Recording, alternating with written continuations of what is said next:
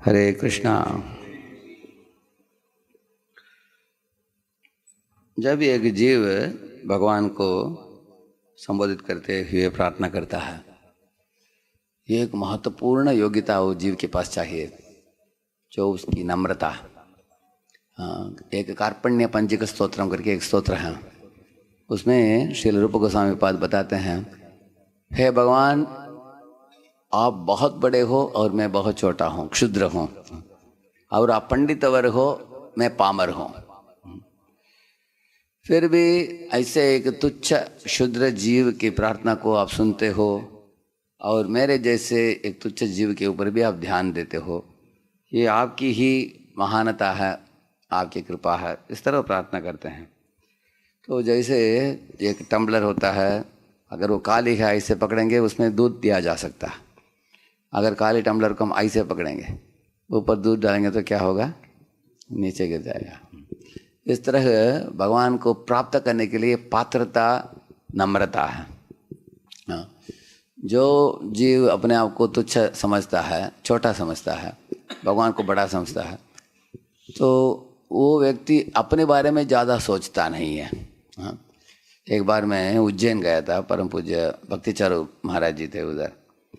तो उनको पूछा एक प्रश्न मैंने, ये नम्रता क्या है, जन्म से आता है क्या, नहीं तो इसका अनुशीलन भी किया जा सकता है क्या, ऐसे मैंने पूछा। महाराज बोले क्यों नहीं, सब लोग अनुशीलन कर सकते हैं, अनुशीलन करके अभ्यास करके कोई भी नम्र बन सकता है, ऐसे बोला महाराज जी ने।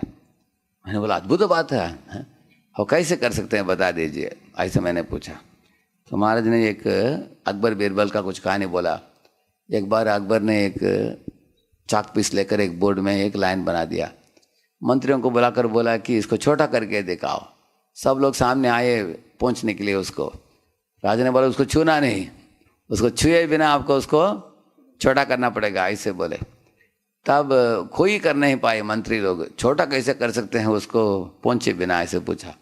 बाद में जब बीरबल आया, वो बोला ये क्या बड़ी बात है, मैं करके दिखाऊंगा। उन्होंने चाक पीस लेकर उसके निकट और एक लंबा लाइन बना दिया। बोला कि राजा अभी आपका लाइन छोटा हो गया, ऐसे बोला। तो महाराज जी ये कहानी बोले, और महाराज जी बोले कि जब जीव भगवान की भगवत्ता बड़ापन को समझ लेता है, तब अपने छोटापन को भी वो समझ पाता है, तब वो नम्र बन जाता है, ऐसे बोले। जैसे बद्ध जीव क्या सोचता है, मैं बड़ा सर्कल हूँ और कोने में भगवान भी एक छोटे सर्कल है, क्योंकि उनसे कुछ चीज़ें प्राप्त हो सकता है, तो उनको भी रखता हूँ जीवन में। ठीक है भगवान, आप भी आ जाओ, रहो, और हमको कुछ चाहे तो आपसे ले लेंगे, ऐसे बद्ध जीव सोचता है। लेकिन महान भक्त क्या सोचते हैं, भगवान बड़े हैं और मैं भी एक कोने में एक छोटा जीव हूँ, और मेरे समान अनेक कोटि कोटि जीव हैं मेरे जैसे। कृपया तव पाद पंकज स्थित धूलि सदृशम विचिंत्य, मैं किसके सदृश हूँ? धूलि के कण के सदृश हूँ। ऐसे कोटि कोटि जीवों में मैं भी एक हूँ। मैं क्या बड़ा इंपॉर्टेंट आदमी हूँ, मैं भी क्षुद्र जीवों में, कोटि कोटि जीवों में मैं भी एक हूँ। मेरा एक ही परम सौभाग्य है कि भगवान मुझे प्राप्त हुए। मेरे से धनी लोग बहुत लोग हैं, मेरे से खूबसूरत लोग और भी अनेक लोग हैं, मेरे से बुद्धिमान लोग बहुत लोग हैं, मेरे से शारीरिक आकार में कितने बड़े लोग हैं, आपसे भी है ना, हम सोच सकते हैं इस तरह। और धन संपत्ति में, जमीन में, सोने चांदी में हमसे कितने लोग बड़े हैं, तो डिग्रीज में कितने लोग हमसे ज़्यादा डिग्री प्राप्त किए हैं, ऐसे हम सोच सकते हैं हम कितने छोटे हैं। लेकिन हम छोटे होने के बावजूद भी हमारा एक ही योग्यता है कि हमारा संबंध जुड़ गया गुरु परंपरा के साथ, और गुरु परंपरा के ज्ञान को प्राप्त करके हमें हमारे जीवन में भगवान आ चुके हैं। एक ही हमारा एकमात्र योग्यता है, बाकी कुछ नहीं है। इस तरह एक जीव को, अभी एक गिलहरी जो था, उसने सोचा अपने मन ही मन कि भगवान कितने बड़े हैं, हम कितने छोटे हैं। भगवान के लिए बड़े बड़े लोग सेवा दे रहे हैं, हनुमान हैं, सुग्रीव हैं, अंगद हैं, और जाम्बवान हैं, इतने बड़े बड़े नेता लोग सेवा दे रहे हैं। ये लोग तो सेवा बड़े बड़े सेवा कर रहे हैं, मैं उतना बड़ा नहीं कर पाऊँगा। मेरी ओर से एक छोटा पत्थर को मैं इकट्ठित करके डाल देता हूँ, जो हमारे हाथ से हो सकता है हमें करूँगा, ऐसे सोचते हुए गिलहरी ने सेवा की। गिलहरी ने कभी अपेक्षा भी नहीं किया कि कोई वानर भी उसको पहचानेगा। भगवान पहचानने की बात तो छोड़ो, उन्होंने सोचा भी नहीं, एक कोने में अपने आप सेवा कर रहा था वो, लेकिन उसके मनोभाव को समझ लिया किसने? प्रभु रामचंद्र ने। तो देख लिया कि इधर एक छोटा भक्त है लेकिन वो प्रेम से सेवा दे रहा है। तुरंत भगवान ने उसको अपने हाथ में उठा लिया, सारे दुनिया को दिखा दिया, देखो ये। अगर वीडियो होता तो उन दिनों में वीडियो बना देते थे। ये छोटा गिलहरी देखो, 3 उंगली उसके पीछे चलाया भगवान ने, हैं? और बोला कि ये गिलहरी के अंदर भावना जो है ये सही भावना है। वो छोटे होने के बावजूद भी उसकी सेवा भाव बड़ा है, उसकी आकार छोटा है, ऐसे भगवान सोचकर उसको अभी भगवान प्रभु रामचंद्र के संपर्क में आने के कारण वो प्रसिद्ध बन गया वो गिलहरी। नहीं तो वो एकदम अनजाना साधारण एक हो सकता है वो। तो इस तरह एक बार एक दिग्विजय पंडित आ पहुंचा दक्षिण भारत में, एक हाथी के ऊपर सवार होकर, बोला कि आज तक किसी ने मुझे जीता नहीं है, मेरे पांडित्य जैसे किसी का पांडित्यता नहीं है, और दुनिया में एक भी प्रश्न नहीं जिसका जवाब मैं नहीं जानता, सब जवाब दे सकता हूँ। आप प्रश्न पूछो, जवाब देना हमारा काम है। ऐसे अनेक लोगों का नाक काटा हमने। इधर किसी को साहस है मेरे सामने आने के लिए, आ जाओ, ऐसे ललकारते हुए अलग अलग गांव में जाता था। तो एक गांव में जब आया, सब पंडित लोग डर गए, हमारा बदनाम हो जाएगा। सब लोग कुछ कारण बताकर वो गांव छोड़कर भाग गए। कुछ लोग घर में ला कर के अंदर छुप गए, कोई नहीं आए। उस समय 4-5 बच्चे खेल रहे थे, उनमें से एक छोटा बालक था 5 वयस का। वो बोला कि हमारे गांव में अभी पंडित कोई नहीं है, थे पहले, पता नहीं किधर गए हैं, इसलिए अगर आपको अच्छा लगे तो हम आपको प्रश्न पूछते हैं। तो उसको देखकर जोर से हंस पड़ा वो दिग्विजय। तुम छोटा बच्चा, तुम अभी माँ का स्तनपान कर रहे हो, तुम अभी क्या तुम पूछोगे प्रश्न मुझे? ये तो निंदा की बात है। वो बोला नहीं नहीं पंडित जी, आपने पूछा, बुलाया आपने, हम तैयार हैं, आपने ललकारा, हम तैयार हैं, सुनिए प्रश्न हमारा। ठीक बोला, पूछो क्या है? तो लड़का तुरंत अपने हाथ में मुट्ठी में मिट्टी ले लिया, बोला कि बताइए कितने कण मिट्टी है मेरे हाथ में? तो पंडित अचंभित हो गया कि ऐसा प्रश्न किसी ने पूछा नहीं था पहले से, वो कैसे हम बोल सकते हैं, ऐसे बोला उसने। फिर क्या आपने बोला कि सब प्रश्नों का जवाब दे सकते हो आप अभी दे नहीं पा रहे हैं। वो पंडित बोला कि इसके बारे में हमने सोचा नहीं था कि आप ऐसे प्रश्न पूछोगे। तब भी एक लड़का बोला उनको, अगर आप सोचते हो कि आप दुनिया के सब चीज़ आप जानते हो तो आपका मस्तिष्क भी ये मिट्टी जैसा ही है, कुछ काम का नहीं।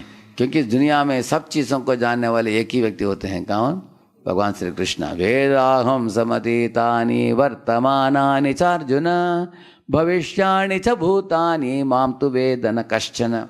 भगवान बोलते हैं कि मैं सब सारी चीज़ों को जानता हूँ लेकिन मुझे कोई नहीं जानता। ऐसे प्रभु जो हैं सब जीवों के स्वामी, अनंत कोटि ब्रह्मांड नायक, सब जीवों के हृदय में अंतर्यामी, वो हमारे भावना को हमेशा देखते रहते हैं कि किस भावना से जीव पेश आ रहा है।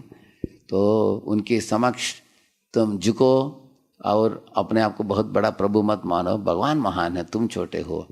ये बात जब वो बच्चा ने कहा, तुरंत हाथ से नीचे ऊंचे उतर गया, वो दंडवत प्रणाम किया, उस बच्चे को गुरु माना। वो बाद में वो बच्चा बना, वेदांत देशी का बना, उनके शिष्य बनाए।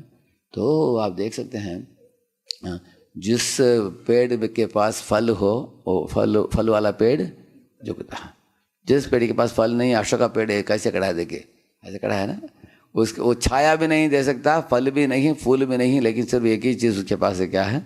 गर्व है बस। तो ऐसे हम अशोक पेड़ जैसे नहीं बनना चाहिए, आम का पेड़ जैसे बनना चाहिए। तो ये नम्र भावना जपमाला जब हम शुरू करते हैं उस समय जपा करने के लिए नम्र भावना बहुत उचित है। इसलिए 2 सुंदर गीत आप लोगों ने सुना होगा। गुरुदेव कृपा बिंदु दिया कोरो ये दासे तृणपे को अतिहीन। वो पूरा गीत नम्रता के साथ किया गया है। वो भी एक गीत है। दूसरा है ओ हे वैष्णव ठाकुरा। तो हम लोग इस तरह के गीत गाना चाहिए और अपने असली स्थिति को जान लेना चाहिए।